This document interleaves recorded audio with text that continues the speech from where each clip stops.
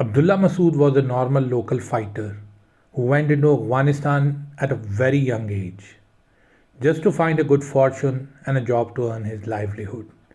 This is way before Mullah Umar's Taliban took control. Young Abdullah secured a driver's job with a local commander in Shikan initially, and further went into Kunduz, where he had some of his kin settled since centuries. He got promoted to the rank of a driver guard of a local tribal leader who was also Suleiman Khail. Previously, when Taliban took over Kunduz, Abdullah Mehsud was on Taliban's side. Yes, one of his legs was a wooden leg, and he used to limp his way around. He remained with the local Taliban leaders, who were none else but the same Pashtuns, driven by the war in Hikmat and Rabbani civil war. When Americans attacked Afghanistan, Abdullah was smart enough to abandon the Taliban in the early hours of Kunduz operation. He surrendered to Abdul Rashid Dostum forces within hours, who were with help of the American air support making their way through Kunduz and other areas. Reports suggest that Abdullah was working as an American mole inside Kunduz, and immediately when Dostum entered Kunduz, the Americans took Abdullah and other assets to safety. It was rumored that Abdullah was taken to Guantanamo Bay as one of the first prisoners and was kept in high prison. But later it was revealed that he was actually having a VIP vacation treatment there. Perhaps a training for a new assignment. That is why Abdullah was the first one to be released from Guantanamo Bay. And that also with a hi-fi prosthetic new leg, which was specially made on order for him. Ever have you seen this class treatment for a so-called most wanted, hated terrorist in the world?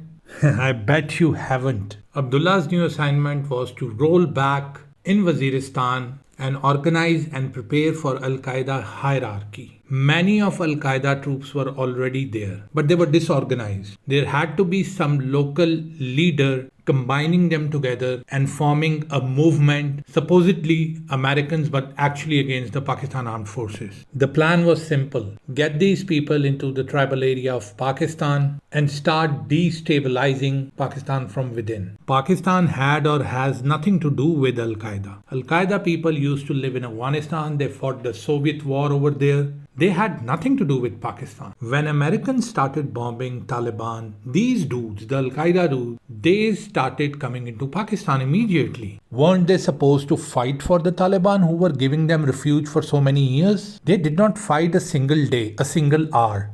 The moment America started bombing Afghanistan, these people, they were just in a hurry to leave Afghanistan. And out of all the other countries having borders with Afghanistan, Uzbekistan, Tajikistan, Kyrgyzstan, Iran, they selected and moved into Pakistan tribal belt, the FATA area. I mean, come on, why did Uzbek Al-Qaeda came into Pakistan and not went into Uzbekistan? Anyways, we'll touch this topic in later chapters. Al-Qaeda was being relocated into Pakistan's tribal belt. It was bigger than it looked like. Abdullah was spot on his target of his assignment, and he immediately started working against Pakistan Army, creating the first unofficial group of TTP, Tehreek-e-Taliban Pakistan. This name emerged way later, but the concept of the organization was given by Abdullah Mehsud. Abdullah gathered the support of around 5,000 men, with mostly foreign fighters, and started running extortion and kidnapping for ransom in the area. And because Pakistan at that time was indecisive about conducting an operation, Abdullah Mehsud's rampage remained unchecked for the next 6 months, raising his portfolio among other local commanders. Guantanamo Bay and then Guantanamo Bay return was a big certificate among his peers. Just because anti-American sentiments were high in both Afghanistan and the tribal area of Pakistan, even in Pakistan, no one noticed how come Abdullah came back so quickly from Guantanamo Bay? And how come Americans let him loose, and that also back to Afghanistan and Pakistan? Very strange. To Abdullah Mehsud's luck, no one was bothered to have a critical thinking at that time. One thing is very important for you to understand, that FATA area, especially South Waziristan, was basically an open border between Pakistan and Afghanistan. Even when Russians occupied Afghanistan, this area was not cordoned off, and local tribes and Jirga Maliks used to take care of the border. And this was actually the agreement between Pakistan government and the Mehsud and Wazir tribes. Both tribes were given the responsibility to safeguard the border. And in return, they can have their own policing, judiciary, decisions, unlike other states which acceded to Pakistan, like Kalat, Swat, Bahawalpur. These additional concessions were only given to FATA. And in return, they just have to protect the border from external threats, if any. Most elite from these tribes were engaged in business related to Afghan transit big time. Non-custom trading, bound for Afghanistan to qualify for no tax on landing and then roll back into Pakistan to be sold on a lower price, smuggling of goods, mostly commodities from Pakistan to Afghanistan, while some were also involved in criminal activity. FATA area provided refuge and safe haven to many criminals from across Pakistan. Drug smuggling, poppy cultivations, all these were done under the patronship of local maliks, and that also for decades, like last 60 years. Pakistani law was not valid in this area. They had their own law, their own system. What we considered smuggling, they considered trade. It's like two different countries. Like if Pakistan convicts someone and he runs to England, our government will request English government to extradite that person involved in that offence. We will also provide them the court order of verdict and also all necessary evidence to consider the request. It doesn't end there. After all this, we need to have an extradition treaty with that country. Otherwise, the human rights clause in their law doesn't allow them to hand over that person to us. Not all offences come under Interpol Red Warrants domain. Now, what used to happen here was if law and security agencies were seeking someone who took refuge in FATA, the local office contacted the federal agencies who contacted the Maliks, the tribal leaders in the concerned agency. This did not happen frequently or on normal criminals hiding there, and was done for a really high-profile criminal. Normal thieves, drug lords, killers used to get easy refuge in FATA against a monthly subscription fee.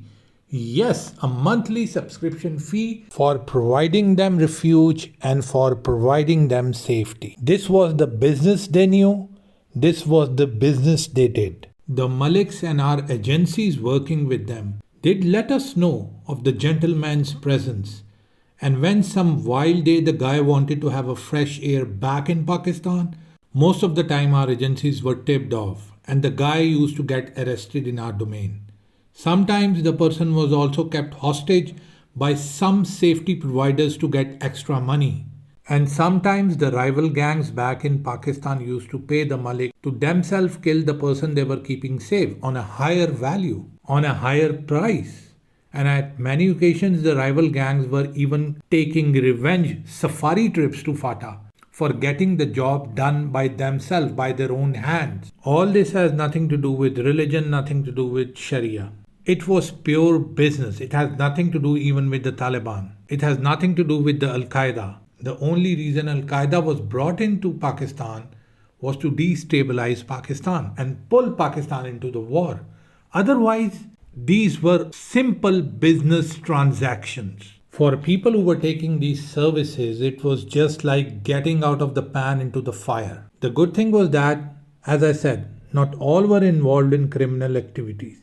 Some were just relying on trading to and fro from Pakistan to Afghanistan. When Abdullah Mehsud returned back from Guantanamo, he was welcomed as a hero, probably a hero with a super new leg. Many suggest that he started a war against Americans in Afghanistan upon his arrival, but no evidence of such is found anywhere. What actually happened was that he brought some men from Afghanistan and also gathered support of some of his kinsmen, fueling the long tribal war between Mehsuds and Wazirs. The people of Mehsud at start thought that maybe Abdullah is some kind of a savior. Look at him, fought the Northern Alliance, fought along with side by side with Taliban, fought the Americans, then got captured and went to Guantanamo Bay. Oh my God. Then he's returned from Guantanamo Bay, a guy with a super CV. So they gathered around his leadership, while the Maliks were seen to be very close to Pakistan government, as sincere as they have been together. Okay, so without a reason, without a justified stance, Abdullah started a war against the tribal leaders and the Maliks. They are the villains, he used to tell to the Mehsud, and I am your hero, I am your savior. A local version of a Robin Hood or a pirate, whatever you want to name him. Abdullah Mehsud started posing the Maliks and tribal leaders as the number one villains and those who have eaten the resources of Mehsud tribe. And it was time for normal people to get rid of these Maliks and take things and resources in their own hand. Abdullah's master plan was to get rid of the tribals, breaking the long old hierarchy and come up as a savior of Mehsud tribe. This same narrative was copied by many other rising terrorists from both Mehsud and Wazir tribes in the next 10 years. But if you ask me who was the one who crafted this discourse, then it is only and only Abdullah Mehsud. Soon Abdullah went on to rampage. The moment he got power, the moment he got men, many of these men were Uzbek and Chechens and other peoples who could easily go back to their countries, but they were staying in Pakistan. The local tribal leaders, the Maliks, they were being targeted by Abdullah's gang. Pakistan army had to step in and put a stop to this evil. Abdullah never thought that Pakistan army will start an operation in Waziristan. He kept on moving like a free man. His confidence level was way up. He was doing extortions across the borders of Waziristan into Balochistan. He was creating terror across the Fatah and into Balochistan. And anyone who refused to obey him, he used to kill them also. He killed hundreds and thousands of Mehsud, his own tribe. The Mehsuds were sick of him, but they were trapped. And one fine day, Pakistan Armed Forces special groups closed into Abdullah when he was meeting other terror commanders in Balochistan in Zhob. Abdullah Mehsud was surrounded and Pakistan Armed Forces got rid of this menace once and for all. However, the war has just started.